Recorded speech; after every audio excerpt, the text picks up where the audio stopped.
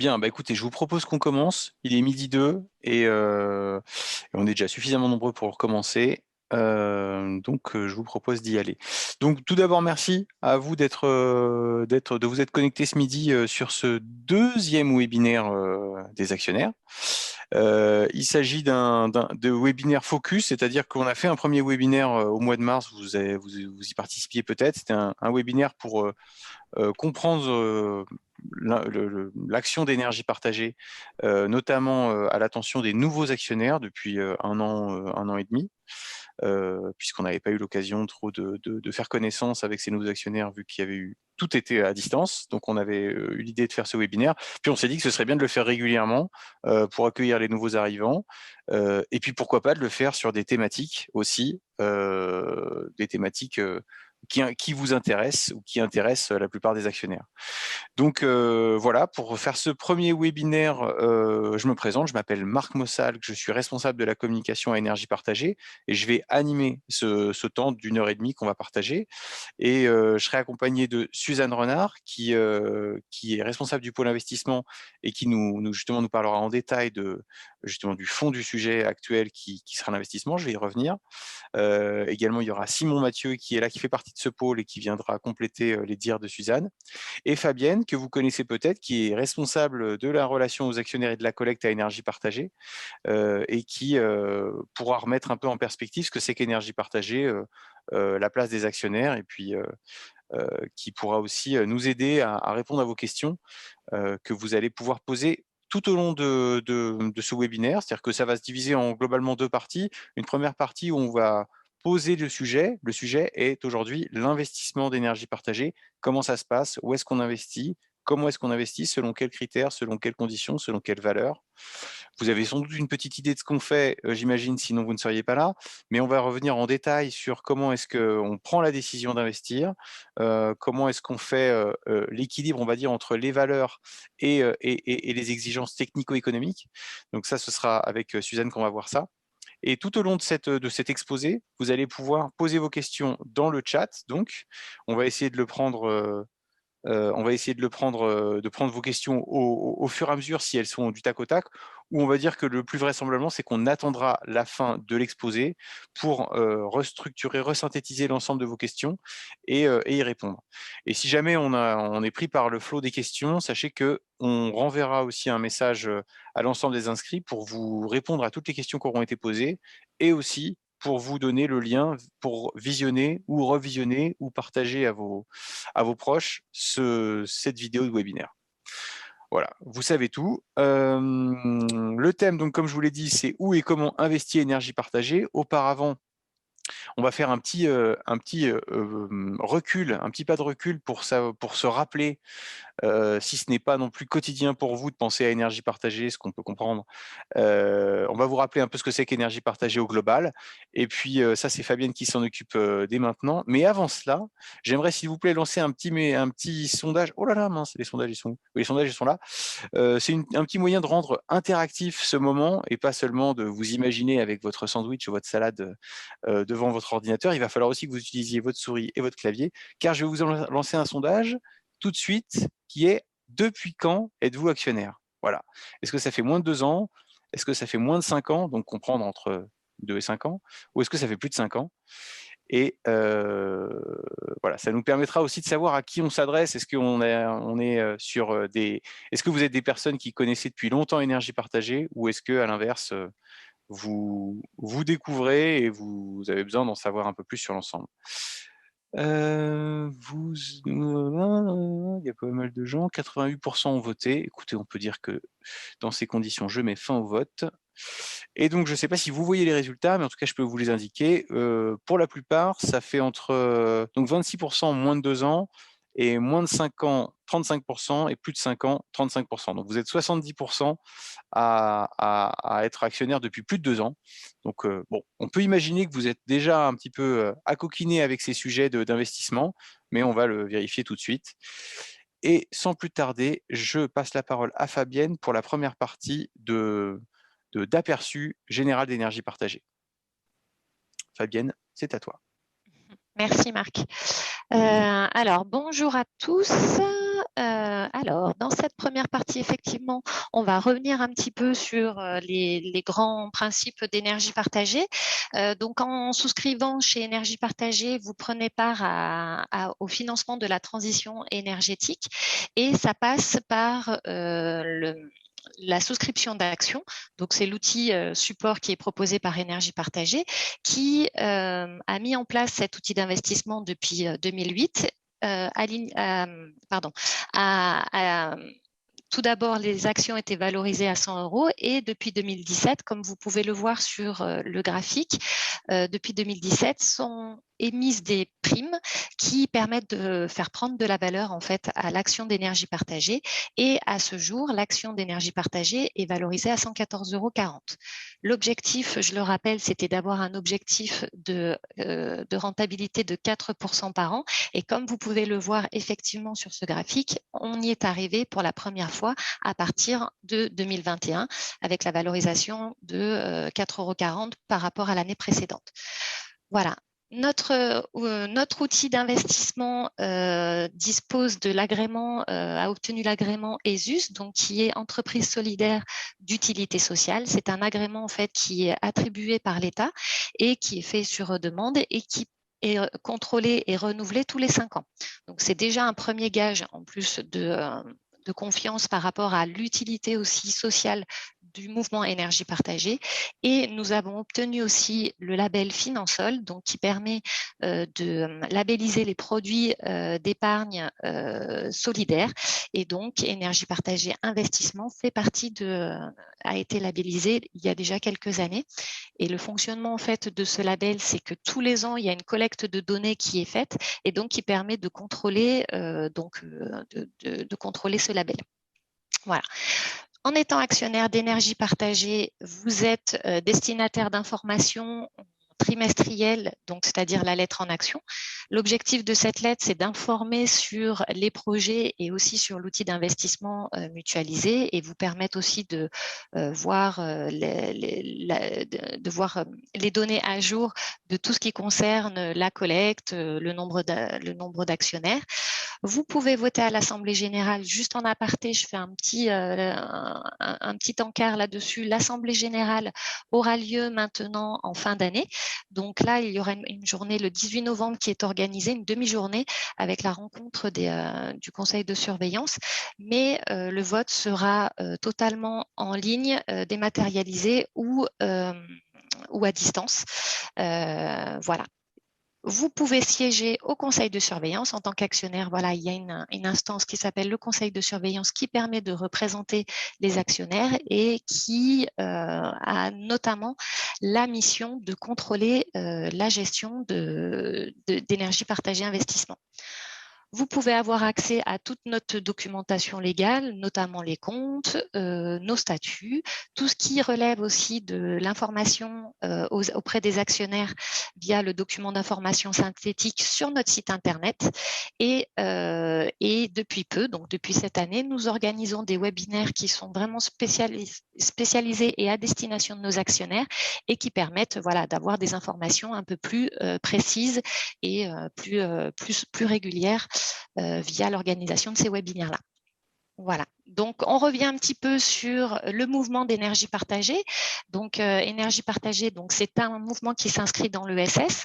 Donc, en fait, au sein du mouvement, il y a des équipes salariées, bénévoles et dirigeantes qui permettent de mettre à bien le projet d'énergie partagée. Donc, via la charte qui est vraiment le socle, le socle d'énergie partagée pour toutes les structures du mouvement. Cette charte est très importante et donne les grandes orientations du mouvement énergie partagée.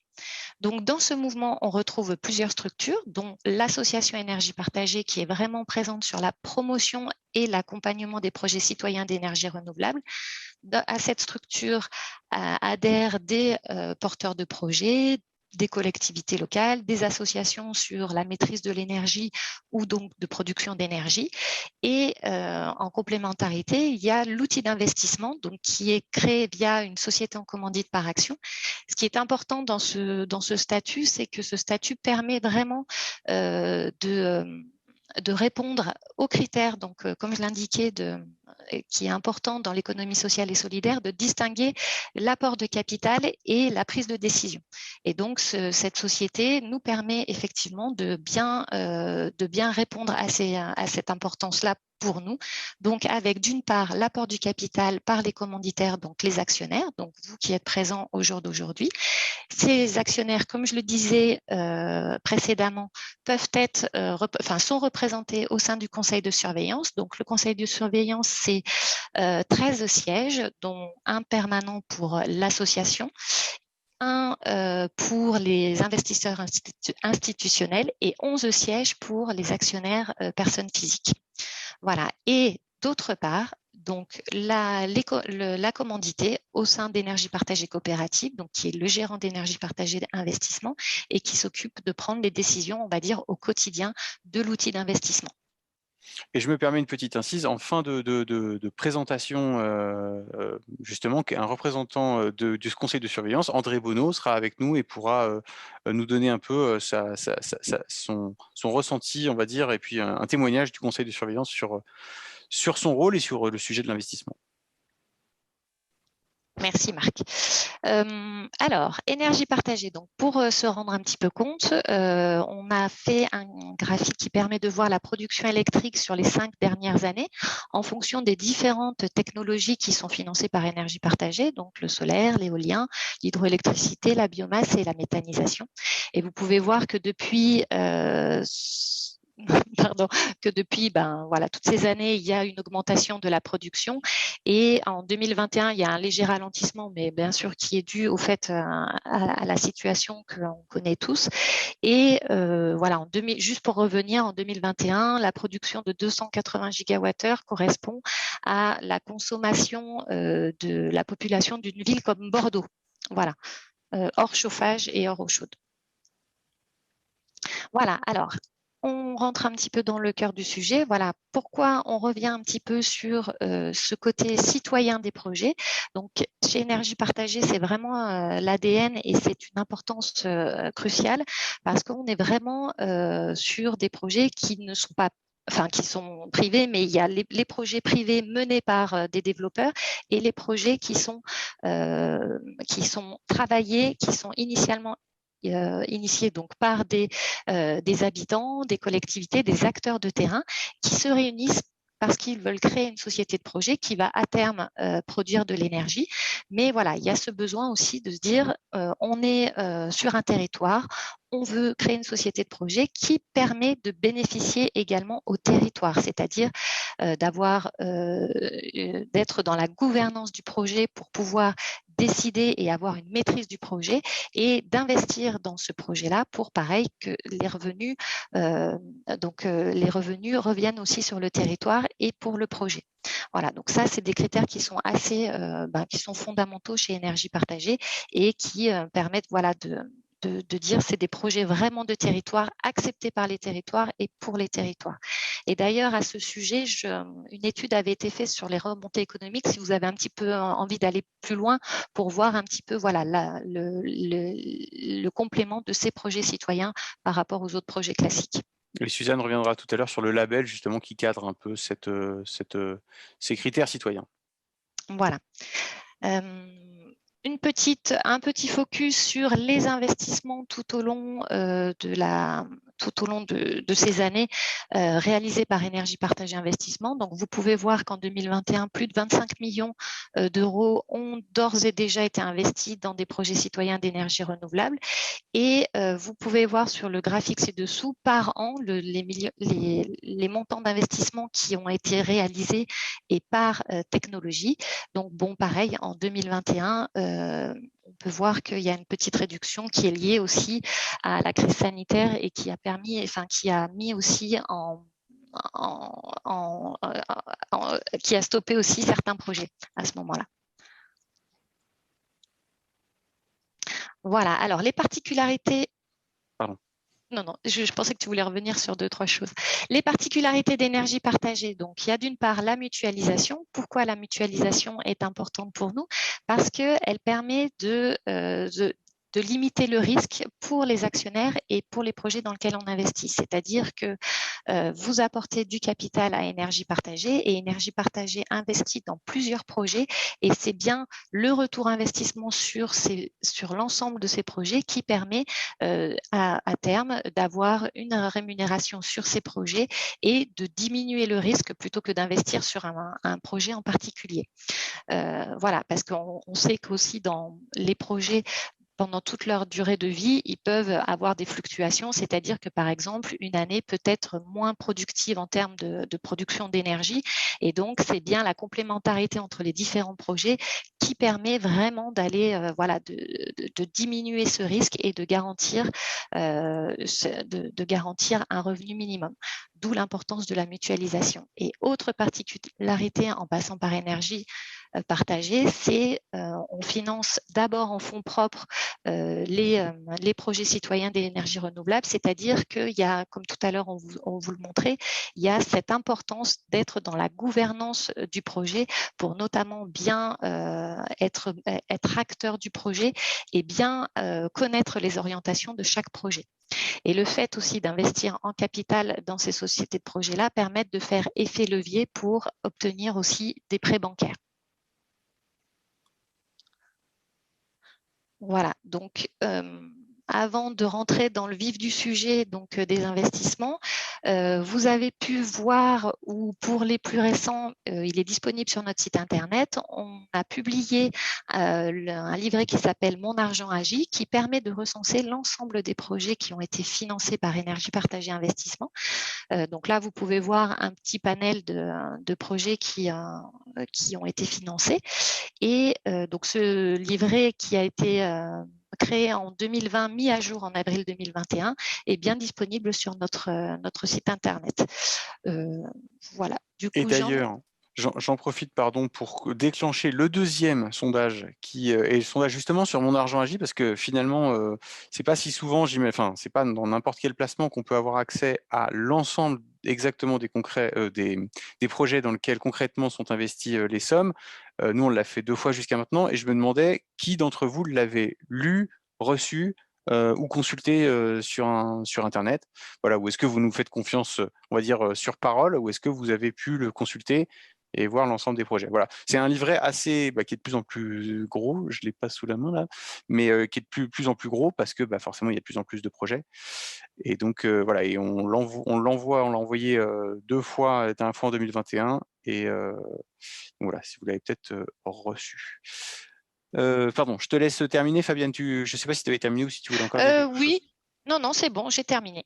Tu avais terminé. Merci. Ok, et du coup, je termine avec ce sondage qui dit que vous êtes 58% à l'avoir lu ou consulté, ce qui veut dire quand même qu'il y en a 42% d'entre vous qui sans doute seraient bien inspirés de le regarder, enfin que ça pourrait intéresser en tout cas de le regarder, parce que là, du coup, dans la deuxième partie de cette présentation, on va pas tellement s'intéresser à chacun des 100 projets, on va dire, ou de la centaine de projets dans lesquels on a investi, mais on va s'interroger sur qu'est-ce qui fait qu'on investit dans un projet, quels critères il faut, on va dire au niveau grande photo, et puis après dans le métier en détail, on va voir comment travaillent finalement les personnes qui sont chargées de cet investissement chez nous. Suzanne, c'est à toi. Et là, je ne t'entends pas, Suzanne. Si tu m'entends, par contre, c'est toi qui passes les diapos. Ouais, c'est moi qui passe les diapos. Ouais. Parfait. Alors, déjà, on voulait rappeler, tu as très bien produit, donc on peut y aller. On voulait rappeler que l'activité d'investissement, c'est vraiment un des outils au service du mouvement pour développer et catalyser la transition énergétique citoyenne. Et donc, évidemment, le prérequis à un investissement, c'est la labellisation du projet, donc c'est-à-dire l'étude de son caractère citoyen et bien valider que le projet qui se présente à nous correspond aux critères d'accompagnement des projets citoyens. Donc pour cela, le label énergie partagée, en fait, on l'attribue basé sur une évaluation par une boussole qui a permis en fait, de structurer des axes d'analyse, de réflexion sur les projets citoyens, sans hiérarchiser les projets entre eux, puisque évidemment, chaque projet est avant tout le produit de son contexte territorial et humain.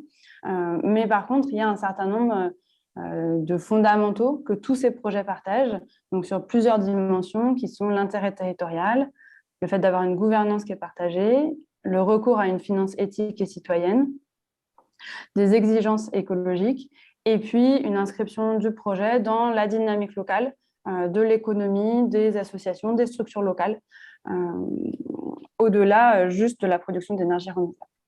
Donc cette première analyse, c'est la première chose qu'on regarde sur un projet avant d'aller plus loin dans l'analyse de l'investissement, et c'est une analyse qui est partagée entre l'équipe d'investissement et les réseaux régionaux de l'énergie citoyenne, donc vraiment les structures locales, régionales, qui animent les écosystèmes régionaux des acteurs de l'énergie citoyenne. Ce qui permet de croiser des regards, de mieux comprendre le projet. Et donc, cette première évaluation, ce n'est pas cocher des cases et juste vérifier que le projet passe nos critères, c'est vraiment amorcer le travail avec les porteurs de projets, qui est à la fois un travail d'interconnaissance et un travail de construction ensemble. C'est-à-dire d'interconnaissance parce que ça permet, nous, d'expliciter nos attentes et quelle est l'ambition des projets citoyens, puisque à chaque fois, chaque critère est gradé sur une échelle de 1 à 4, et donc on donne aussi des perspectives sur comment aller plus loin dans les projets. Et donc, qu'est-ce qu'on défend? Et puis, ça permet aussi de l'interconnaissance de la part des porteurs de projets, de rentrer dans le fond qui nous explique vraiment quelle est la vision qu'ils défendent à travers leur projet, quel est leur contexte territorial, quelles sont leurs ambitions. Et c'est également une phase de travail ou de construction, puisque justement, on se questionne sur où sont placés les curseurs et pourquoi, est-ce qu'on est en capacité d'aller plus loin ou pas, et quels sont les points de vigilance et quelles seront les actions qu'on mettra en place pour suivre ces points-là de vigilance. Donc, on a vraiment un premier travail d'analyse et de rencontre avec les projets qui est non financier et qui porte sur l'ambition, la vision derrière le projet. Donc, cette phase-là, c'est une phase qui dure quelques mois, qui se prolonge aussi dans le temps. Vas-y, passe-moi, c'est bien. Et qu'on va approfondir sur certaines filières avec le recours à des chartes qui ont été travaillées par tout le mouvement énergie partagée et qui sont spécifiques pour bien étudier des critères particuliers en fonction des filières. Donc aujourd'hui, on a 2 chartes, la charte sur l'hydroélectricité et la charte sur la méthanisation. Et on est également en train de travailler sur une charte sur le solaire au sol. Et ces chartes, elles viennent donc préciser la boussole sur certains points, avec un système de voyance, c'est-à-dire vert, qui sont des bonnes pratiques, orange, qui sont des points de vigilance, et rouge, qui sont pour le coup des lignes rouges pour le mouvement. Donc évidemment, ces chartes, tout comme la boussole, sont publiques. C'est des éléments importants sur le positionnement du mouvement énergie partagée sur les énergies renouvelables. Elles sont aussi accompagnées d'éléments supplémentaires de compréhension et de pédagogie sur ces filières, que ce soit des webinaires, des publications. Donc c'est aussi des piliers pour expliquer comment est-ce qu'on se positionne sur les projets, comment est-ce qu'on les analyse. Je peux passer à la suite. Et donc maintenant qu'on a bien campé le cadre des projets citoyens, on voulait prendre le temps de partager avec vous la temporalité des projets, les différentes étapes d'un projet d'énergie renouvelable, puisque c'est ça aussi qui permettra de comprendre à quel moment énergie partagée investissement intervient et de quelle manière.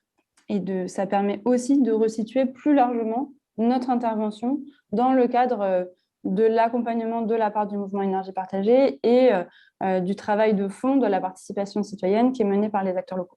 Donc, si on va parcourir ligne par ligne, donc si on part du haut, on a mis des échelles qui évidemment sont très indicatives et qui dépendent du type de projet, de sa taille, de sa complexité. Mais très schématiquement, on peut se dire qu'un projet d'énergie renouvelable, il émerge dans la volonté, les idées des habitants, des élus, des acteurs locaux. Donc, qui commence à étudier son opportunité. Et puis, à un moment, cette étude d'opportunité donne l'envie d'aller plus loin, de se dire qu'il y a du potentiel, que ce soit éolien, solaire, de biomasse ou de débit de cours d'eau, pour vraiment aller étudier techniquement la faisabilité d'un projet, travailler ces autorisations administratives, c'est-à-dire tous les dossiers qu'il est nécessaire d'obtenir pour construire ce projet. Travailler également tout le cadre économique et financier du projet. Donc ça, c'est vraiment des phases qui durent plusieurs années et qui permettent ensuite de déboucher sur un temps de chantier, donc entre 2 mois à 1 an et demi, 2 ans maximum. Et ensuite d'avoir donc un projet d'énergie renouvelable qui va fonctionner et produire entre 15 ans, ça c'est pour les projets de méthanisation, jusqu'à 30 ans, même plus pour des centrales hydrauliques. Tout au long de ce développement et ensuite tout au long de l'exploitation, tout le mouvement énergie partagée accompagne les porteurs de projets sur différents points, que ce soit de la mise en réseau, de la mise à disposition d'outils, de formation, de contenus qui sont réservés aux adhérents, mais qui sont aussi déployés par les réseaux régionaux, ou de l'accompagnement plus spécifique en fonction des projets. Et ensuite, en fonction des thématiques qui sont travaillées par les projets, c'est à chaque fois donc des accompagnements bien identifiés, avec aussi des points forts, notamment sur le soutien à la levée de fonds, puisque là aussi, on a l'expertise d'énergie partagée investissement qui vient appuyer les projets.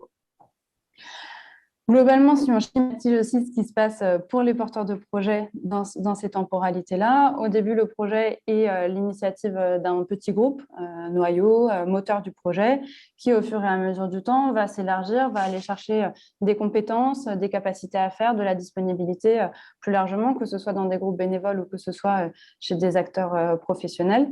Et puis, ce groupe-là en parallèle de s'étoffer, va aussi étoffer ses capacités financières, donc aboutir avec le développement du projet à une levée de fonds pour justement pouvoir participer au financement et donc à la gouvernance du projet. Et ensuite, l'objectif, c'est bien d'avoir un projet qui vive dans la durée avec les gens qui habitent autour, et donc qu'il y ait une animation du groupe citoyen, mais plus largement une animation du territoire et des dynamiques de transition énergétique grâce au projet en fonctionnement. Et donc, la question qu'on se pose ensuite, c'est où investir énergie partagée, à quel moment et comment. Donc, si on passe directement à la dernière ligne en termes de quelle est l'économie de ces différentes phases, la phase d'émergence, c'est une phase qui n'est pas financée, donc qui recourt à des subventions, à du bénévolat et à des compétences qui sont déjà disponibles dans les membres du groupe porteur. Et puis ensuite, on va séquencer les manières de financer le projet.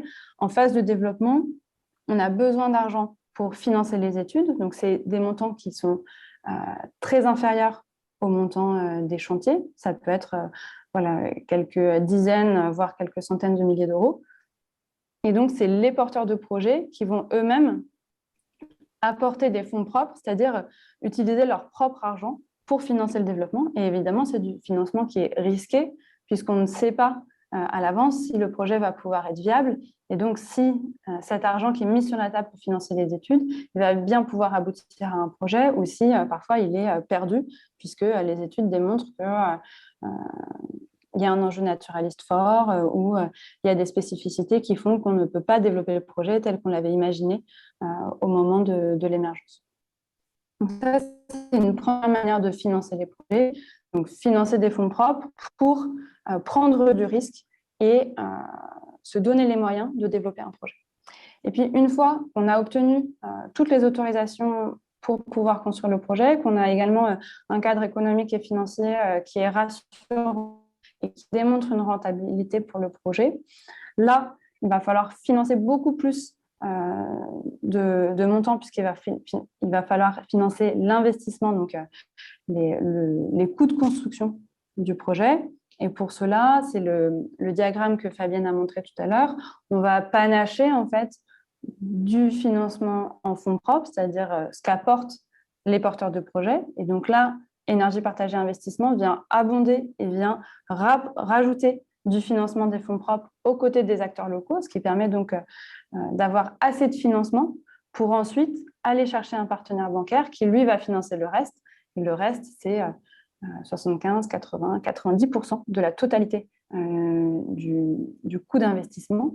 Mais la banque ne finance pas tant que l'apport en fonds propres est jugé suffisant et robuste à ses yeux. Donc, le cœur du métier d'énergie partagée investissement, qui était vraiment son cœur historique de métier et qui le reste et qui est le plus gros de nos volumes d'investissement, c'est de venir investir à ce moment-là, donc juste avant le chantier, exactement ce que vous montre Marc, pour vraiment faire que le projet sorte de terre. Et on vient systématiquement investir en minoritaire aux côtés des acteurs locaux pour renforcer leur capacité financière, mais on ne va pas prendre le lead dans les projets, on ne va pas devenir le porteur principal du projet, c'est toujours les acteurs locaux qui doivent rester les représentants, les porteurs du projet, là où ils sont sur leur territoire. Et après, donc on a ce qui a été aussi montré un peu différemment dans les slides précédentes, on a pendant toute la durée de vie du projet des bénéfices, des revenus et des bénéfices qui sont réalisés grâce à la vente de l'énergie et qui vont aller financer, rembourser les prêts bancaires, financer les prestations de maintenance et également remonter de la valeur, donc venir alimenter en fait les revenus d'énergie partagée investissement que nous-mêmes, on va aller redistribuer aux épargnants, aux actionnaires.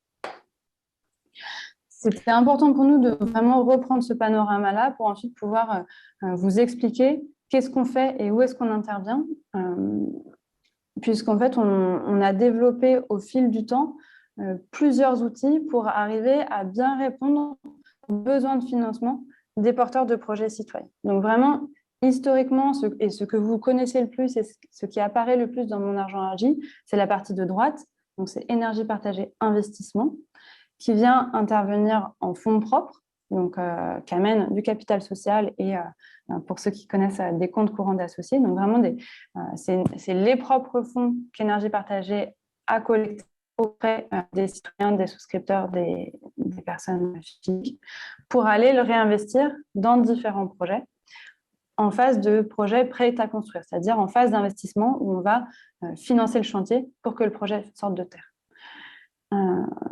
Nos investissements, et vous en avez donc le détail dans le livret Mon Argent Agit, concernent toutes les filières, c'est-à-dire solaire, éolien, méthanisation, bois énergie, hydraulique.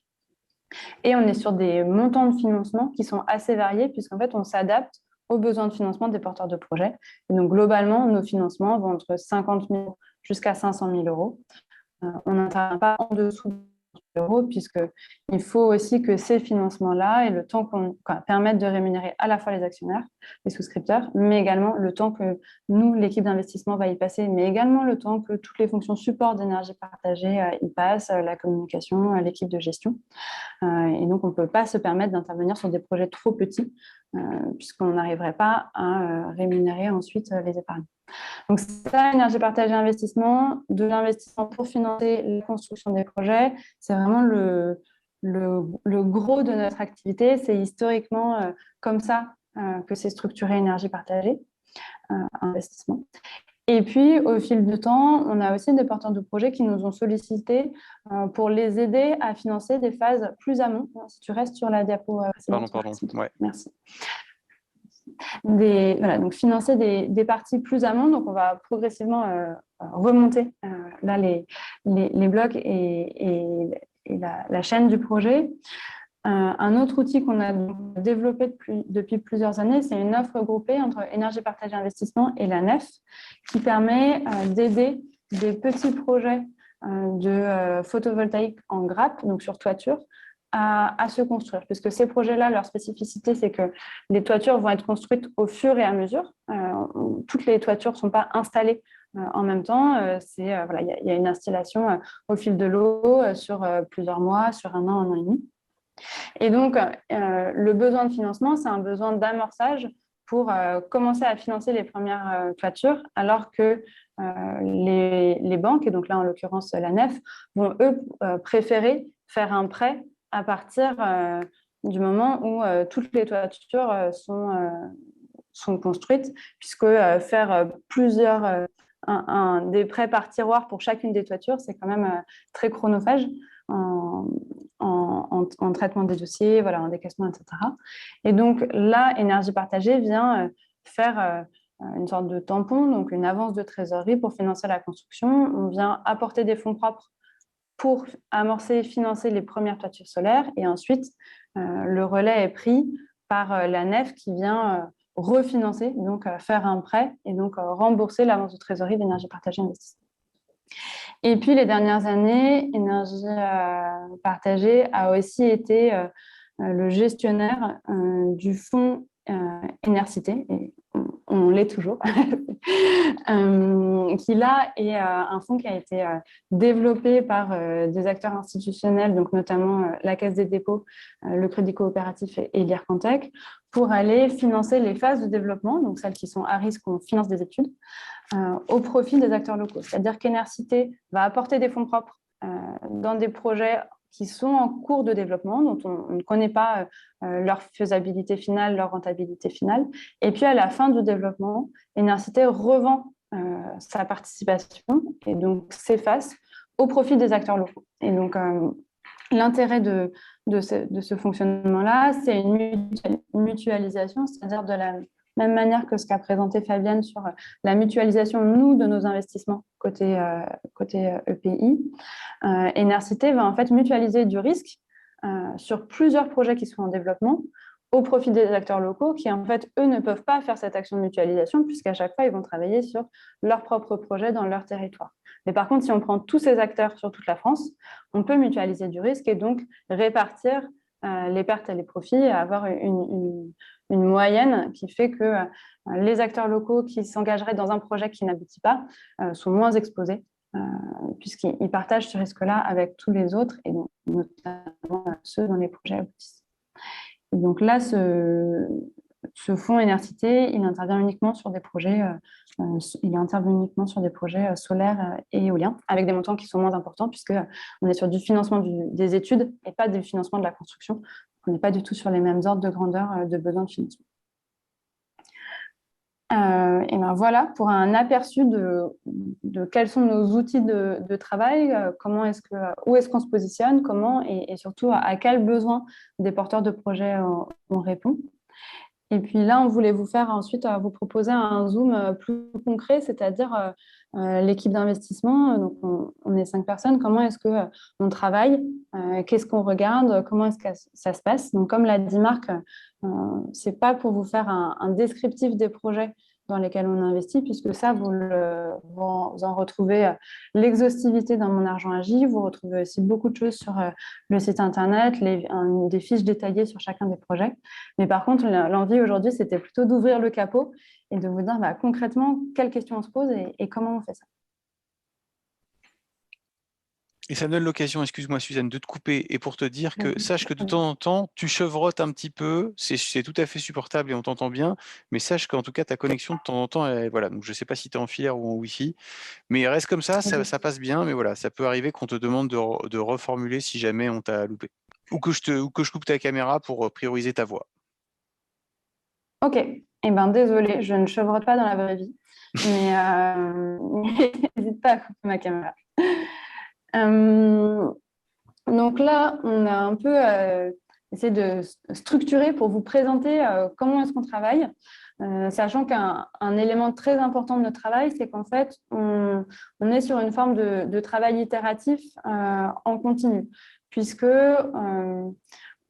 chaque dimension qu'on va travailler avec les porteurs de projets a des effets sur les autres. Et donc, on n'est pas dans une logique où on va dérouler une analyse et à la fin aboutir à un résultat. On est plutôt sur une logique itérative où on va faire bouger des curseurs, travailler certains éléments et ensuite améliorer de manière continue notre analyse du projet pour aboutir à une décision finale d'investissement. Donc, les 3 points importants qu'on regarde, c'est la gouvernance du projet, donc la manière dont les décisions sont prises, la production d'énergie, donc on va dire plutôt les aspects technico-économiques du projet et la manière dont ils sont contractualisés et donc ils sont robustes dans le temps. Et puis, la rentabilité financière. Et donc là, vraiment, c'est des questions d'ingénierie financière qui sont plus précises et qui s'articulent aux 2 précédentes. Pour cela, donc on est 5 chargés, enfin, on est 5 à faire le métier de chargé d'investissement sur toute la France, en se répartissant plutôt des filières, des expertises et puis également des zones géographiques où on connaît bien l'écosystème local, notamment institutionnel, des collectivités et des acteurs publics, et on travaille très fortement avec les réseaux régionaux. Donc là, maintenant, je vais vous proposer de faire des zooms sur ces 3 thématiques-là, qui sont le cœur de notre travail. Donc si on commence par la gouvernance, donc l'enjeu de la gouvernance d'un projet, c'est vraiment de garantir, d'une part, qu'on a un projet citoyen qui va rester citoyen dans le temps, et également de garantir que la manière dont les décisions sont prises vont permettre de respecter l'intérêt de tous les partenaires autour du projet. Donc, par exemple, on peut imaginer qu'on a des partenaires qui sont des projets qui sont portés uniquement par des citoyens, mais on a aussi des projets qui sont portés par des citoyens et par des collectivités, ou par des citoyens et par des développeurs, donc des acteurs classiques du secteur des énergies renouvelables.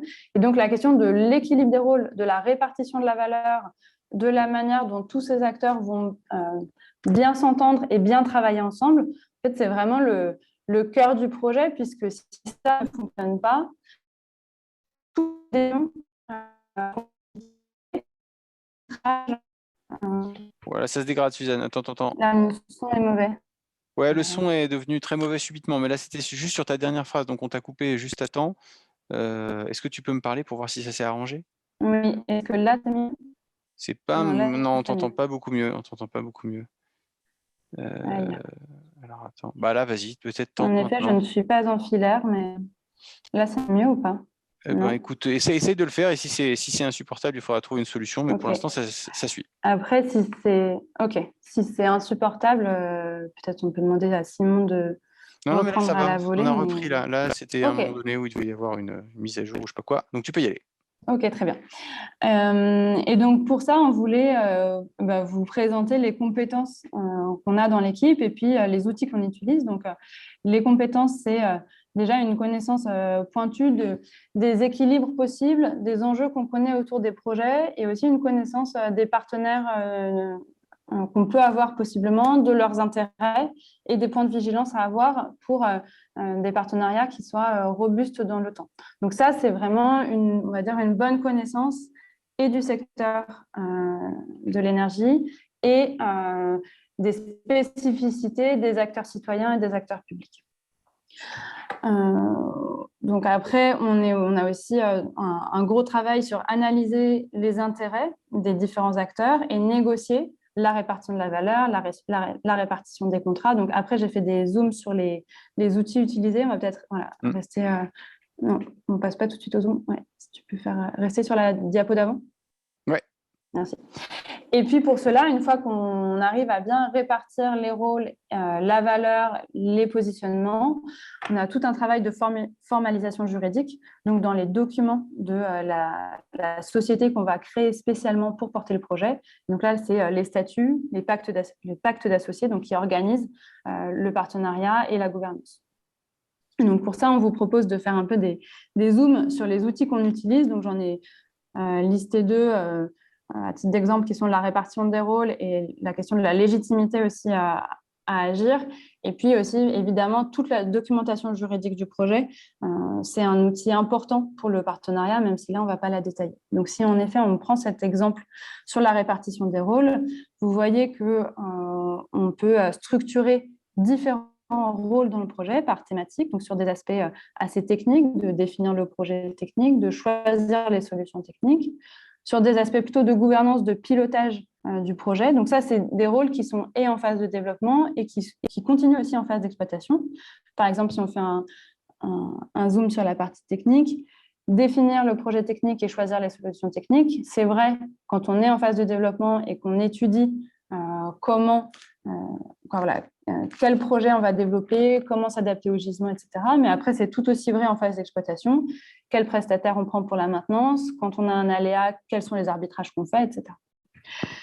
Donc, voilà, c'est vraiment de dire que c'est des rôles qui existent sur tout le long de la vie du projet.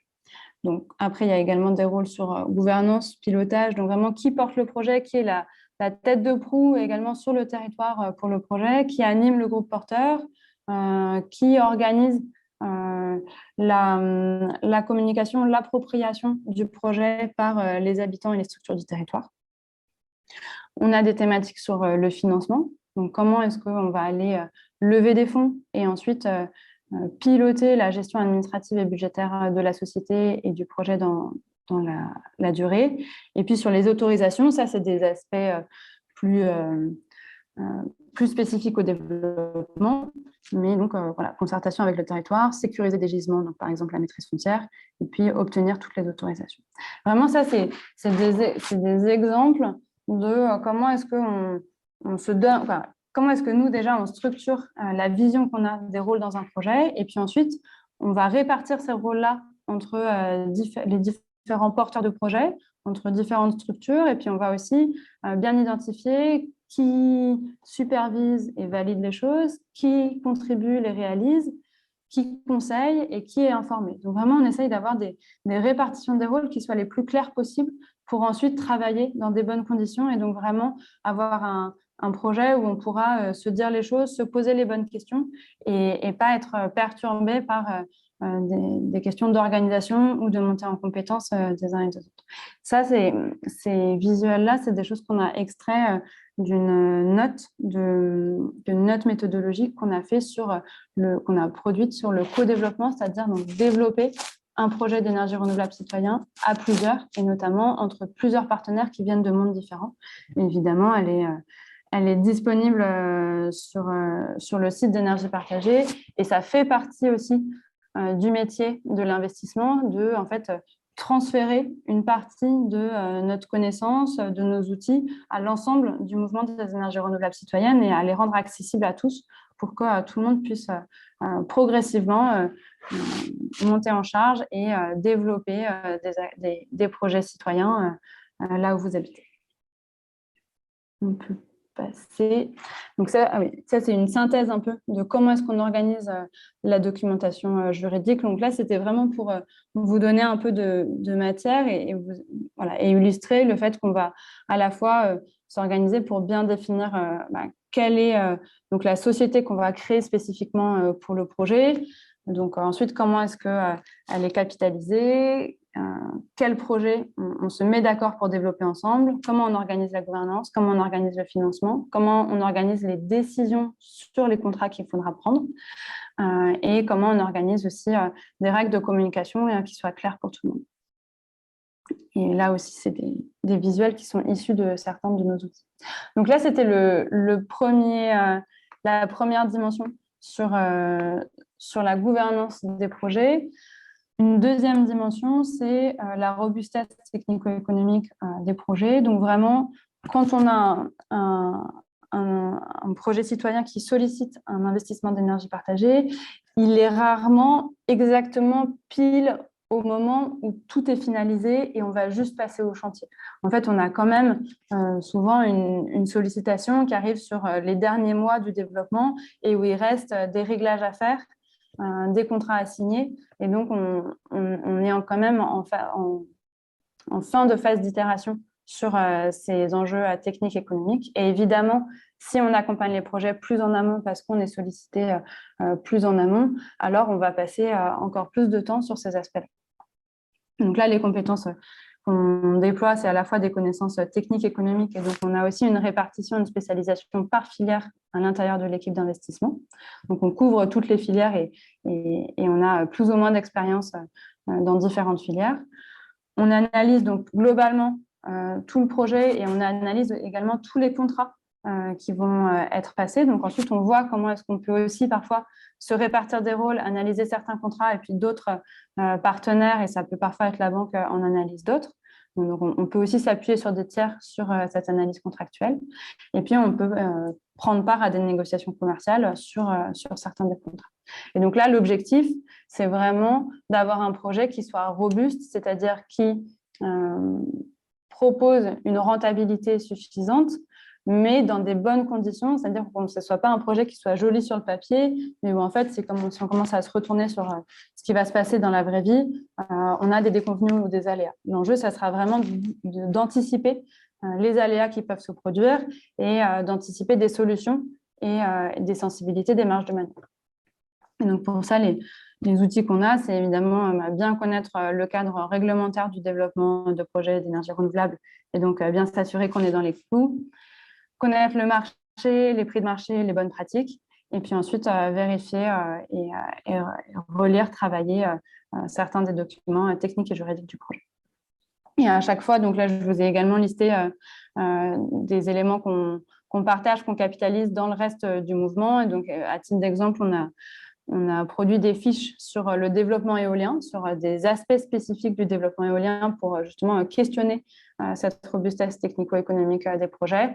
Et également, on a d'autres documents, d'autres guides pour les adhérents sur un certain nombre de dimensions sur cet aspect-là. Et puis, dernier point, la rentabilité financière du projet.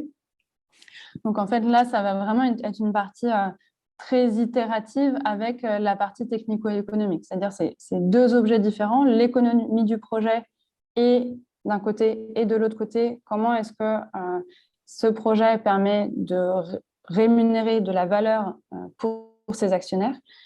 Donc, c'est deux sujets qu'on traite avec des outils différents, mais qui évidemment sont très liés puisque globalement, ils s'appuient sur une analyse économique et financière des projets. Donc, pour ça, on va avoir un business plan, donc un plan d'affaires, à la fois économique, mais également des modélisations financières derrière pour bien comprendre et construire un plan de financement qui soit pertinent pour le projet et qui soit avec une rentabilité satisfaisante pour les différents actionnaires et évidemment pour Énergie Partagée Investissement, pour ses souscripteurs.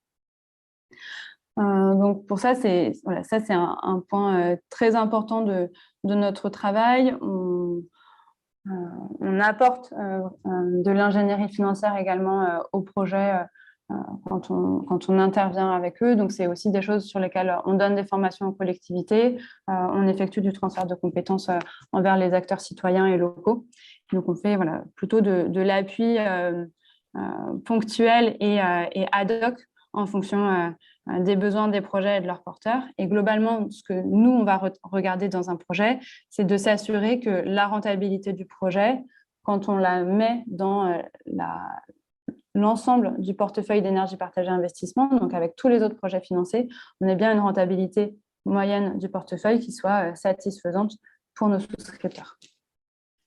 Et donc, pour finir sur un dernier zoom sur vraiment comment on travaille et un petit récap, donc vraiment de se dire que la première étape, c'est le caractère citoyen du projet, et donc pour ça, c'est la boussole de l'énergie citoyenne qui est publique. Et puis ensuite, les chargés d'investissement, on travaille plus spécifiquement sur donc, ces trois aspects itératifs que j'ai développés, qu'ensuite on va aller présenter au comité consultatif des engagements, puis solliciter une décision du comité de direction.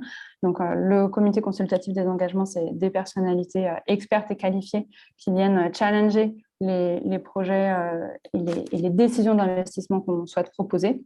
Et puis, donc, on a pour cela tout un dossier d'instruction. Donc, on a une fiche synthétique qui fait 8 pages et puis ensuite des business plans, des annexes et tout l'ensemble de la documentation du projet.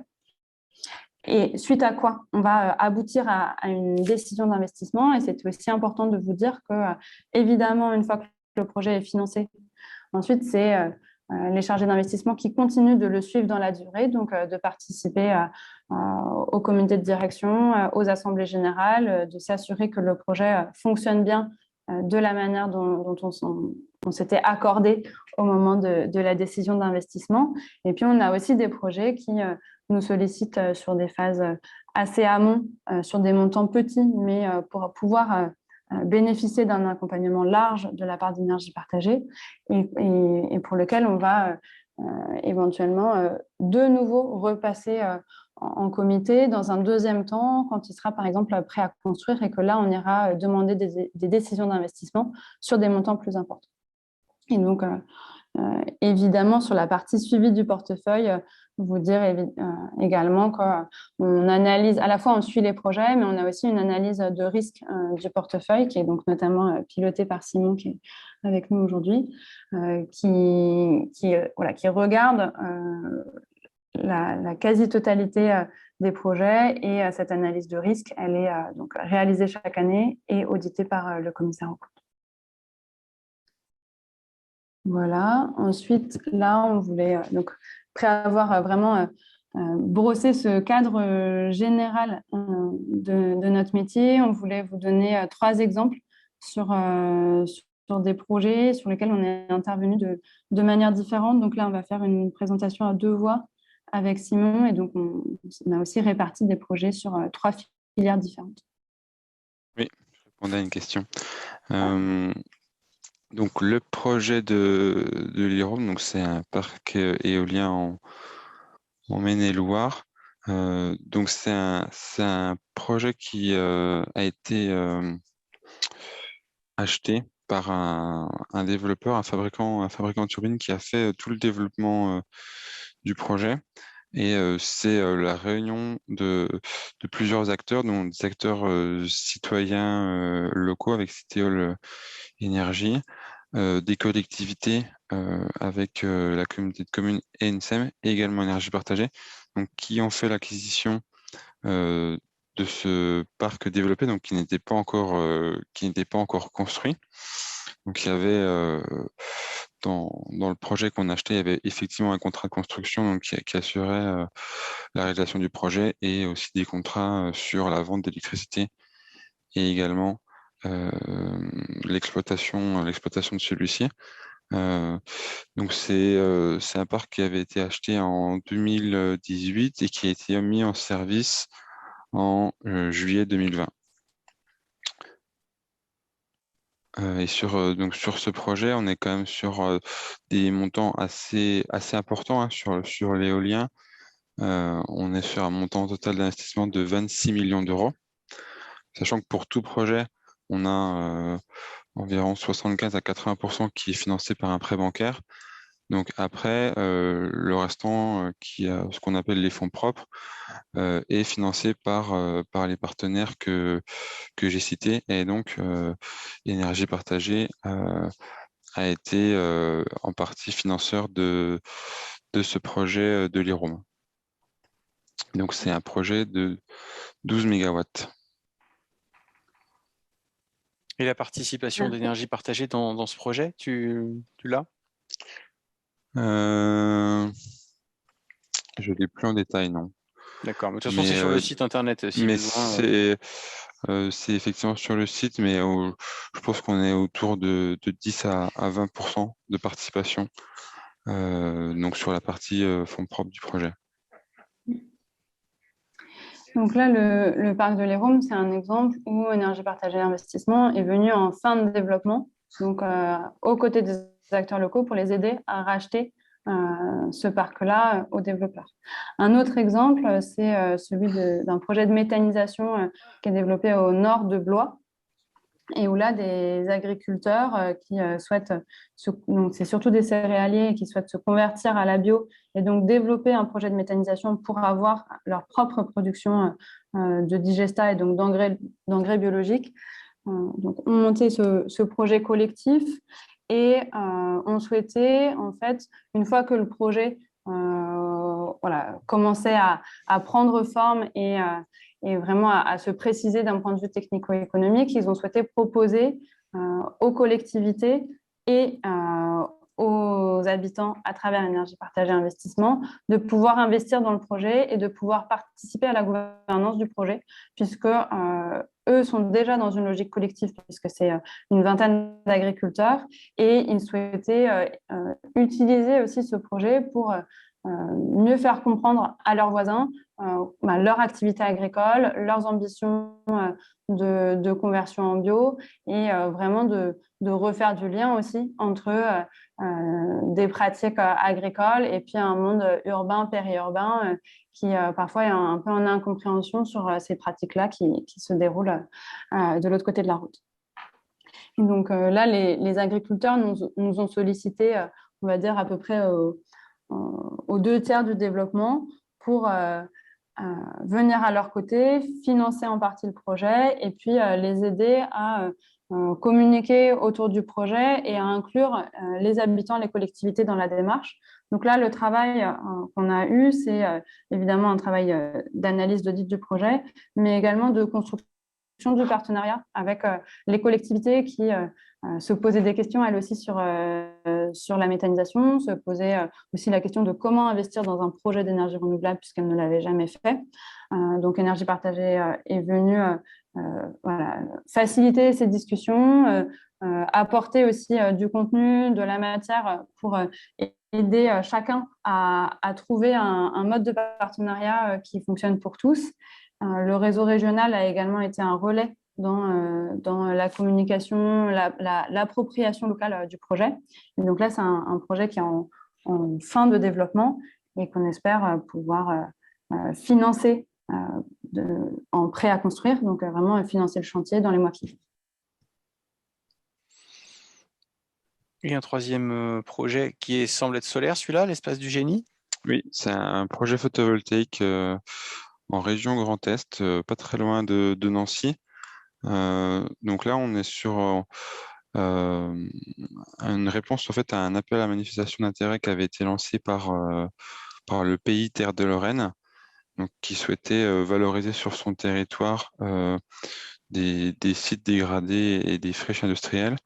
Et donc, il y avait eu une réponse à cet appel à manifestation d'intérêt par un groupement constitué de la SEM d'Île-de-France CIPENR, d'énergie partagée et d'Enercop Grand Est. Donc, c'est ce groupement qui a été retenu pour développer le projet. Donc, sur un site, c'était un ancien site militaire d'une quinzaine d'hectares. Donc là, on a vraiment le travail vraiment depuis le début. Donc, c'est faire tout le développement du projet avec les études, que ce soit sur le plan environnemental, sur le plan technique, afin d'obtenir les autorisations administratives pour la construction du projet. Et ensuite, le financement, la construction et l'exploitation. Donc ça, c'est un projet qui n'est pas encore en service, qui est encore en développement, en fin de développement, puisque c'est un projet qui a obtenu donc le permis de construire et un tarif d'achat. Donc là, on est dans la phase, on va dire, de pré-construction. Donc on est en train de consulter des entreprises pour la construction du projet. Et on est en train de regarder également pour le financement global, donc avec des acteurs bancaires. Et après, au niveau de la participation du territoire, on est en lien avec la communauté de communes Terre Touloise.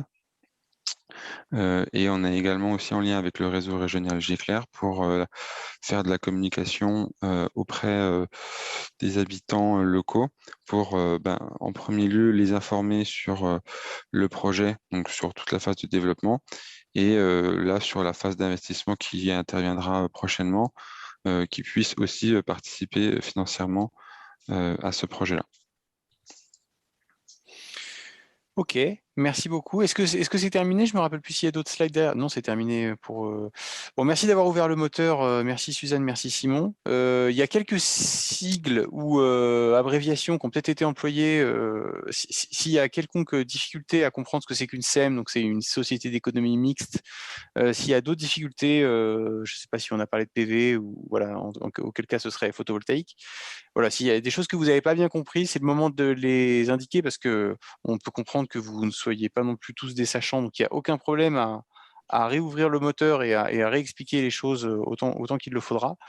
Là maintenant, ça va être le moment de vos questions, mais avant ça, je vous propose d'écouter André Bonneau, qui est au conseil de surveillance d'Énergie Partagée, donc qui est un actionnaire comme vous, je dirais, et qui, lui, s'est porté volontaire pour siéger au conseil de surveillance d'Énergie Partagée, investissement, et qui, à ce titre, participe à des travaux collectifs avec les autres participants. Est-ce que, André, tu nous entends? Oui, je vous entends, très bien. Eh bien, merci André. André, est-ce que tu voulais dire un mot sur le conseil de surveillance et puis aussi le regard que le conseil peut avoir, ou toi, sur ce qu'on vient d'expliquer sur l'investissement? Tout à fait. Bonjour à toutes et à tous. D'abord, je suis content de pouvoir m'adresser directement à vous et de pouvoir vous faire part de mon ressenti d'actionnaire et de membre du CS. Je sais pas on si ne te je peux voit pas, activer André. la... Oui, mais tu peux. je peux pas activer la vidéo. Ah, d'accord. Eh bien d'accord. Eh bien, écoute, Si tu continue peux me... comme ça alors. Bah, moi, je peux plus rien faire maintenant. Soit c'est toi. Parce que c'est vous qui pouvez activer ma vidéo parce que c'est l'animateur qui l'a arrêté. Ah, d'accord. Eh bien, je te nomme co-hôte et peut-être que tu pourras nous parler à ce moment-là. Je t'en prie, vas-y. Peut-être que ça va arriver. Ok, bon, ça va arriver. Donc, comme je vous le disais, merci de l'occasion de me donner la parole pour m'adresser directement aux actionnaires et en tant que membre du CS. Donc, je vais me présenter, André Bonneau, 64 ans, retraité. Je n'ai pas de compétences professionnelles dans le domaine de l'énergie, de la gestion des entreprises ou de la comptabilité. Vous allez voir que dans mon propos, ça a une certaine importance. J'ai fait carrière dans l'informatique.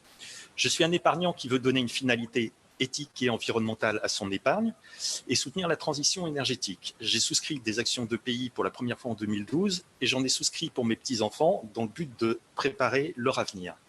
Je ne suis pas partie prenante dans des projets d'énergie renouvelable en tant que porteur. Pourquoi j'ai investi dans EPI plutôt que dans des plateformes participatives? Je ne vais pas revenir sur tout ce que Fabienne vous a exposé sur les points positifs, les différences au niveau d'énergie partagée, ce qui fait les caractéristiques d'énergie partagée. Je vais plutôt vous parler de ce que ne font pas les plateformes participatives. Les plateformes participatives sont des intermédiaires financiers. Elles vous proposent de prêter de l'argent et de bloquer cette épargne sur un projet ou une société porteuse de projet pour une durée limitée à un taux fixé à l'avance. Comme il s'agit d'obligations, vous n'avez pas de pouvoir de gouvernance dans le projet ou la société de projet, il n'y a pas de mutualisation du risque. Et leur seul but, pourquoi ils ouvrent aux particuliers, c'est pour leur permettre d'avoir des bonifications dans le projet. Au bout de la période de prêt, vous sortez du financement et vous ne bénéficiez pas des retombées sur le long terme des projets. Donc, je ne vais pas revenir sur toutes les caractéristiques, mais bon, moi, étant à la recherche de projets éthiques, le fait qu'il y ait les labels Finansol, ESUS, que ce soit une sélection de projets en répondant à une charte, que l'investissement se fasse dans le capital des sociétés de projets sur le long terme avec une gouvernance citoyenne et de percevoir des dividendes lorsque le projet a fini de rembourser son prêt durant toute la vie de l'installation, qu'on investisse, qu'Énergie Partagée investisse dans un portefeuille de projets de différentes technologies sur l'ensemble du territoire et donc apporte une mutualisation des risques. Et que derrière tout ça, il y a une association EPA qui accompagne les projets avec son réseau d'animateurs régionaux. Ça m'a semblé sécurisant. D'autre part, une autre facilité, qui ne vous a pas été explicitée, mais que vous savez peut-être, c'est que vous pouvez obtenir le remboursement des parts à l'issue de l'AG sous certaines conditions, c'est-à-dire qu'il y a une enveloppe de 2 millions d'euros qui est bloquée à cette fin. Alors le CS, j'aurais aimé, Marc, si c'était possible que tu affiches la page du site. La page du site, c'est bien entendu possible. Regarde, hop, je vais aller, si j'arrive à me connecter. Parce que le site d'énergie partagée est très bien fait. J'espère que Marc aussi, tu auras le temps de parler des chiffres clés de l'énergie partagée, parce que ça, c'est... Alors, que voulais-tu montrer sur le site? Alors, la page souscrire, être actionnaire, le conseil de surveillance. Alors, donc, c'est ici, j'y vais tout de suite, être actionnaire, le conseil de surveillance. Voilà. Donc, on va pouvoir la défiler rapidement. Juste, si je demande à la voir, c'est pour que vous puissiez retourner voir cette page.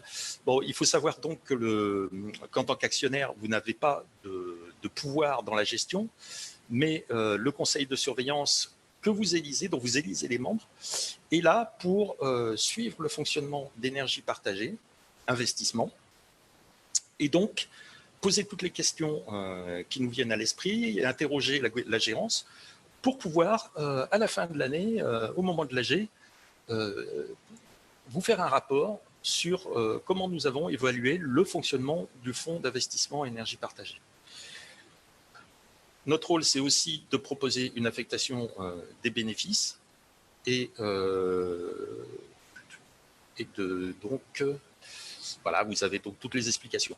Donc, on voit les photos actuellement des différents membres du conseil de surveillance. C'est pour dire que dans ce conseil de surveillance, on a des compétences de tout niveau, des gens qui ont des compétences commerciales, des compétences financières, des ingénieurs, mais aussi des simples particuliers comme moi ou Jean-Philippe Taconnet, qui sont un peu novices en la matière. Et je pense que c'est très positif parce que ça oblige dans toutes les informations qui sont échangées au sein du conseil de surveillance à avoir une volonté de pédagogie et de bien expliciter les choses, notamment lorsqu'il y a des préparations de résolution en vue de l'AG. On participe aux préparations de ces résolutions avec la gérance. Donc, sur le fonctionnement du conseil de surveillance, quelle est la fréquence des réunions? En fait, on a une réunion par mois, hormis l'été ou lorsqu'il y a des réunions en plénière, pour échanger sur l'actualité du fonctionnement d'énergie partagée. On a 2 ou 3 réunions en présentiel en alternance sur Paris et Lyon, notamment pour la clôture annuelle des comptes et pour la décision de l'affectation du résultat. On a un séminaire de rentrée qui nous permet de préparer, de décider les axes de travail, les sous-groupes, qui va participer. Et puis bien sûr, on participe à l'AG pour ceux qui peuvent. Donc il y a du travail aussi en sous-groupe qui se fait en visio, notamment pour ce qui est la communication du CS à travers les articles dans la lettre en action, l'analyse de l'actionnariat, l'analyse des risques internes et externes.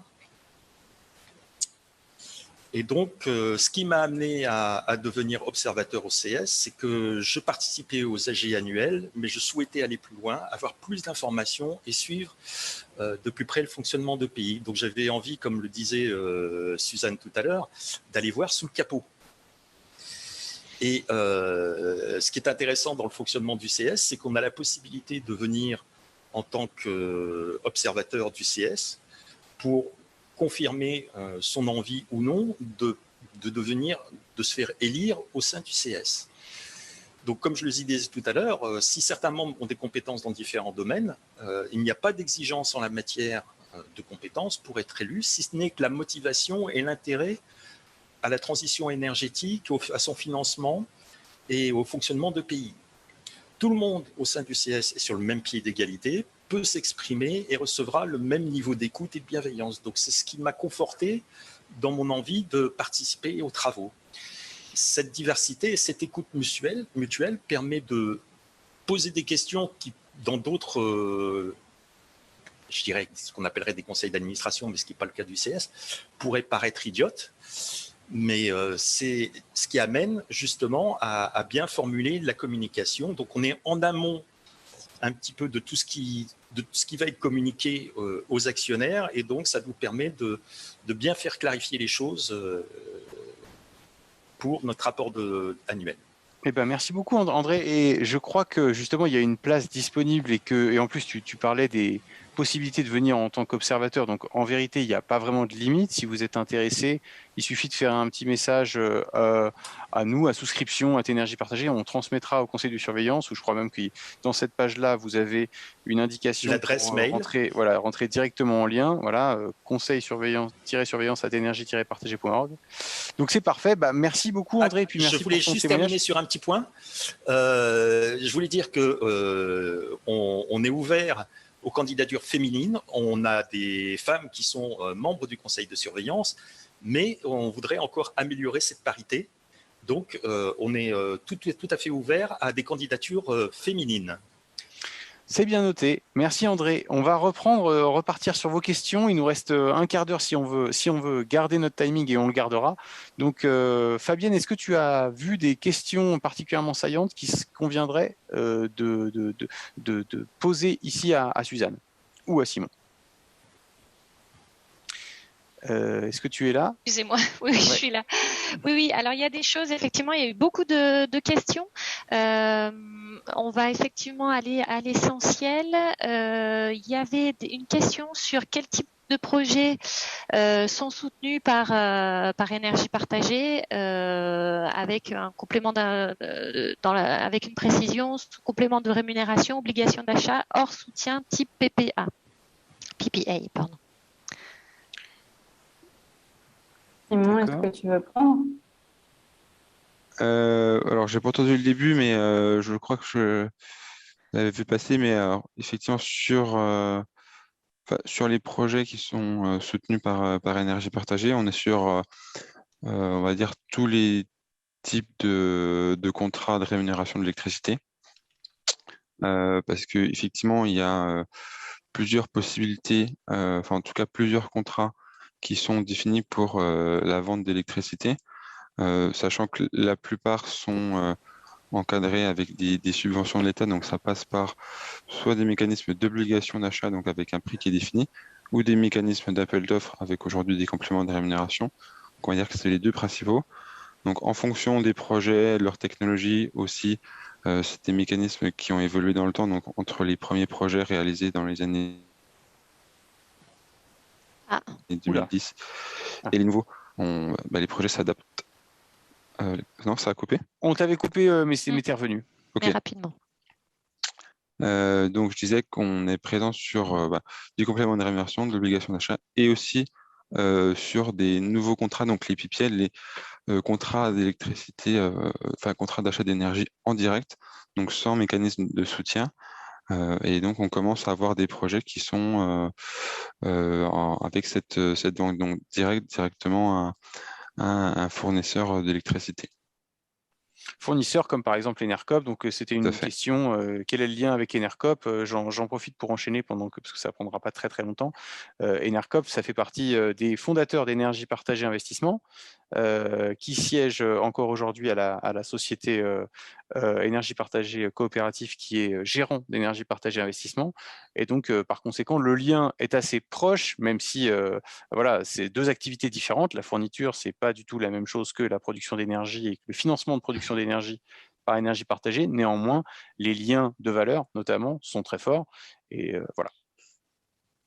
Et donc, ces PPA, parfois, c'est avec Enercop. Est-ce qu'il y a d'autres questions? Oui, il y avait là une question sur quels sont les principaux critères écologiques pour les investissements dans les projets de biomasse. Peut-être qu'il faudrait aller voir la charte de méthanisation, non, Suzanne?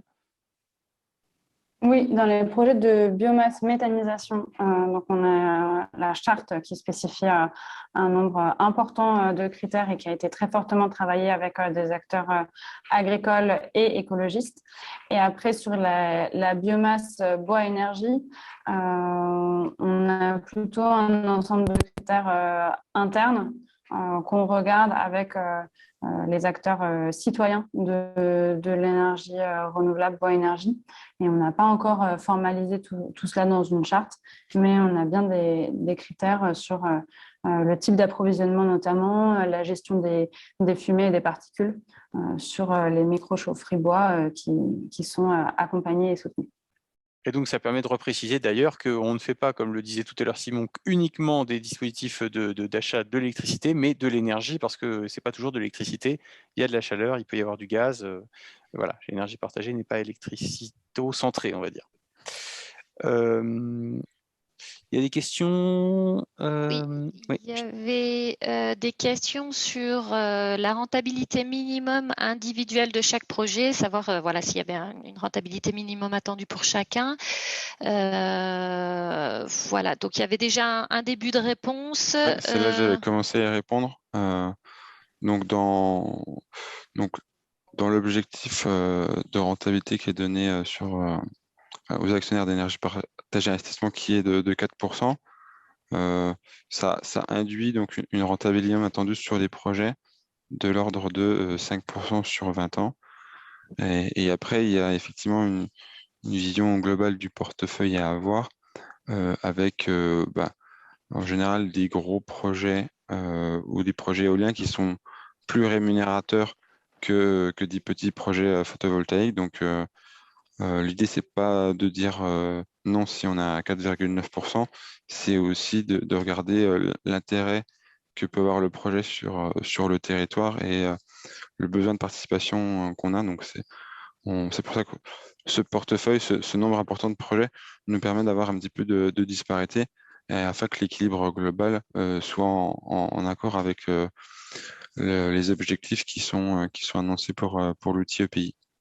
Oui, si un projet est particulièrement exemplaire parce qu'il montre que quelque chose est possible, mais a une rentabilité un tout petit peu moindre que les 5%, ça ne veut pas dire qu'on n'ira pas. Justement, c'est un peu aussi la différence, pour faire le lien avec ce que disait André, avec les plateformes de crowdfunding, où si ça n'est pas complètement financé, on n'y va pas, ou si le projet n'est pas populaire, c'est-à-dire ne se vend pas bien, il ne sera peut-être pas financé. Chez nous, c'est tout l'inverse, on va plutôt aller vers les projets qui ont du sens.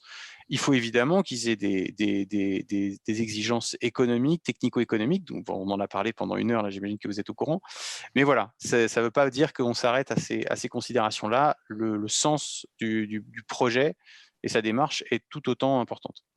Et peut-être pour compléter aussi justement ce que vous dites, Marc et Simon, parce qu'il y a une question dans le chat sur justement ce critère de 5% sur 20 ans qui vient d'être partagé. En fait, la rentabilité qui est recherchée par Énergie Partagée Investissement, elle est pilotée, elle est tirée par la rentabilité qu'on souhaite offrir aux actionnaires épargnants. C'est-à-dire que là, nous, jusqu'à maintenant, on s'est donné un objectif de 4% de rentabilité des actions énergie partagée par an, ce qui veut dire qu'il faut que les projets nous rapportent plus que ce 4%-là, parce qu'il faut qu'on paye nos frais de structure et qu'ensuite, on aille rémunérer ces 4%, d'où le 5% qui a été partagé là qui donne un ordre de grandeur.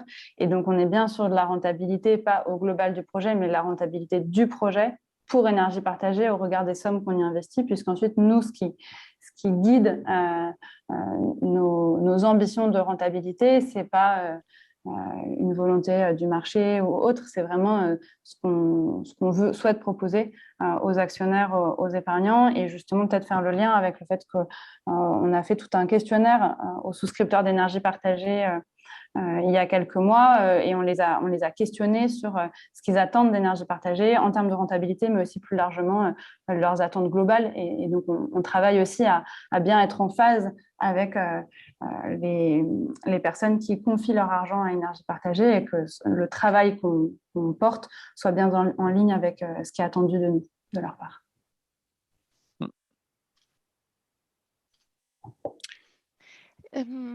Fabienne ? Il y avait aussi une autre question sur est-il possible de connaître le pourcentage de projets abandonnés en phase de développement, puis au moment du passage en comité de direction? Est-ce que ça... Oui. Alors, sur les projets abandonnés en développement, ça va dépendre des technologies.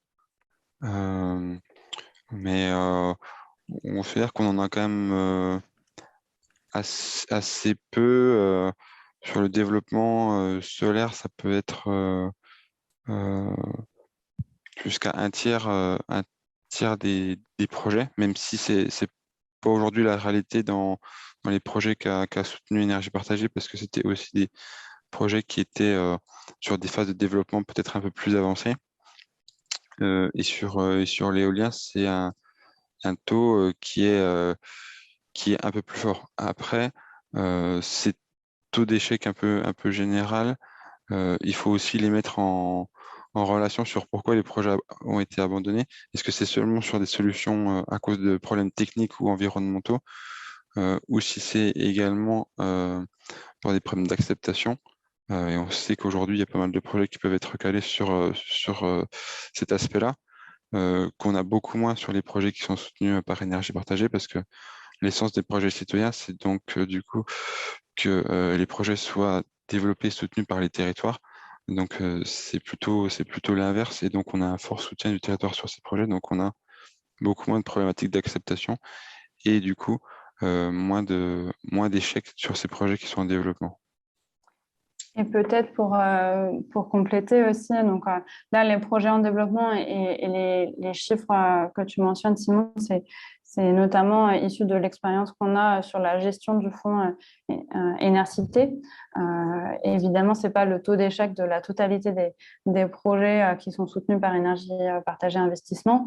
Et par rapport à la question qui était donc, en phase de développement, mais aussi par rapport à ce qu'on présente en comité, globalement, on connaît bien nous qui travaillons ces projets-là, on connaît quel est le cadre d'investissement d'énergie partagée. Donc, en fait, moi, je ne pense pas qu'on ait des projets qui ont été rejetés par le comité. Par contre, l'important, c'est de bien challenger notre analyse et d'aller plutôt chercher est-ce qu'il y a des conditions suspensives à affiner, est-ce qu'il y a des points d'attention à suivre de manière spécifique. Et évidemment, le comité des engagements joue un rôle de garde-fou et si on présente un dossier qui est mal ficelé, il va nous le retoquer. Mais c'est pas, voilà, c'est pas aussi binaire que ça. On va plutôt essayer d'aller travailler des curseurs, des sensibilités dans ce comité-là. C'est un peu d'ailleurs la même logique que le comité de labellisation qui attribue en amont, on va dire, le label de la démarche citoyenne. C'est pas souvent soit vert, soit rouge. On propose des solutions pour que ça devienne vert. Voilà, temporairement, il n'a pas de label, mais on indique comment on pave le chemin pour arriver à une labellisation. Et donc voilà, c'est tout le travail, on va dire, de pédagogie, d'apport. On ne vient pas sanctionner une démarche qui ne serait pas suffisamment citoyenne, on vient surtout pointer comment elle pourrait le devenir. Oui, et s'il y a des démarches qui ne sont pas du tout suffisamment citoyennes ou des projets qui ne tiennent pas du tout la route, en fait, on s'en aperçoit avant et donc on ne va pas présenter ça en comité. C'est ça. Peut-être quelques dernières questions? Ouais, alors je pense des questions qui peuvent aller peut-être vite. Êtes-vous prêt à soutenir des structures citoyennes de type SIC dont la loi limite la rémunération des parts sociales? Alors, on est présent dans quelques SIC, mais c'est effectivement pas la majorité de ces structures. Enfin, en tout cas, des sociétés dans lesquelles on investit. Il y a effectivement la limite de la rémunération des parts sociales, mais l'investissement, il se fait aussi beaucoup en compte courant associé. Donc, c'est aussi un moyen de rémunérer l'investissement et qui nous permet d'être présent dans des SIC. D'accord. Les dernières questions pour tenir le délai, parce qu'il est 13h28. Du coup, je vous propose qu'on ne déborde pas et qu'on s'en tienne à ce qu'on s'était dit. Est-ce que tu as une dernière question à poser? Et puis, je vous rappelle que de toute façon, toutes les questions, on va les reprendre, on va les examiner et on va pouvoir vous envoyer un PDF, comme on avait fait la dernière fois, un document sur lequel on répondra point par point aux questions qui auront été laissées en souffrance. Une dernière question peut-être, Fabienne? Oui, alors je vais peut-être, il y avait une dernière question sur la répartition actuelle du capital en nombre d'actionnaires et en parts. Les autres questions, je pense qu'elles vont être un petit peu plus longues. Alors, pour répondre à cette question, en fait, on est à ce jour à 6 900 actionnaires et qui représentent grosso modo 32 millions, un peu plus de 32 millions de capital, dont, merci Marc pour c'est exactement ça auquel je pensais. Voilà, donc 32 millions d'épargne collectée, dont plus de 4 millions par des actionnaires institutionnels, mais tout le reste a été apporté par des actionnaires personnes physiques ou morales, donc des actionnaires citoyens. Donc, tout ce schéma-là, vous pourrez le voir, il sera disponible sur notre rapport d'activité 2021. Il est intéressant parce qu'il permet de voir aussi l'utilisation de cette collecte. Et donc, pour répondre aussi, il y avait une question qui était aussi sur les capacités de financement. Vous voyez, aujourd'hui, on est à une capacité de financement de presque 8 millions d'euros, mais voilà, qui indique bien aussi qu'on a besoin en permanence de collecte pour pouvoir continuer à financer des projets citoyens d'énergie renouvelable. Tout à fait. Donc, vous voyez là, d'ailleurs, sur ce schéma, que voilà, ça va un peu dans tous les sens parce qu'évidemment, des fois, on a des projets dans lesquels on investit, puis qui n'ont plus besoin de cet investissement, qui nous le renvoient, on va dire, etc. Donc, il commence à y avoir des flèches un peu dans tous les sens. Là où avant, c'était très simple. Ça partait des actionnaires, ça allait à énergie partagée, ça allait au projet. Bon, maintenant, voilà, il a fallu qu'on complexifie un petit peu ce schéma. Mais voilà, on le rend le plus compréhensible possible pour que vous puissiez, voilà, maintenant que vous avez aussi cet explicatif sur comment est-ce qu'on fonctionne, comment est-ce que fonctionne le pôle investissement chez Énergie Partagée, vous avez maintenant toutes les réponses pour bien comprendre ce schéma. Ah. Oui. Si tu as juste une minute, est-ce que tu peux montrer la calculette des chiffres clés? Bien sûr, André. Ce serait intéressant. Moi, je trouve que c'est un super outil. Alors, attends, j'essaie de la récupérer. Oui, effectivement. Donc, je termine effectivement là-dessus. Cette calculette, elle vous permet en temps réel de voir. Là, il s'agit de tous les projets citoyens de France, hein, pas uniquement ceux financés par Énergie Partagée, c'est important de le dire. C'est tous ceux suivis par le mouvement. Donc, ça veut dire qu'ils peuvent être accompagnés, ils peuvent être suivis, ils peuvent être accompagnés par le réseau. Et là, vous avez effectivement tout un tas de paramètres, de critères sur lesquels vous pouvez vous amuser à pianoter pour savoir de combien de projets citoyens on parle dans telle ou telle région, par telle ou telle période, de voir s'ils sont en développement, en fonctionnement, et puis de voir en fin de compte leur production, l'équivalent en termes de production électrique par personne, le nombre de personnes impliquées, le nombre de territoires impliqués, bref, c'est une mine d'informations effectivement qu'on alimente de façon participative et collaborative, c'est-à-dire que ce sont chaque projet citoyen qui renseigne dans notre site Énergie Partagée ces indications. Donc, merci beaucoup à eux, s'il y en a ici qui le font régulièrement. Voilà, c'est grâce aussi à leur mobilisation qu'on arrive à avoir des chiffres à jour. Ces chiffres qui nous permettent de les amener, d'aller voir les ministères, d'aller voir les cabinets pour dire il faut nous aider pour on va dire augmenter le mouvement, pour abaisser les freins. Et donc voilà, c'est ce travail tout entier, effectivement, incarné par ce tableau de bord et aussi par la carte de l'énergie citoyenne, la carte que vous pouvez retrouver, vous le savez, ici, qui indique tous les projets de France.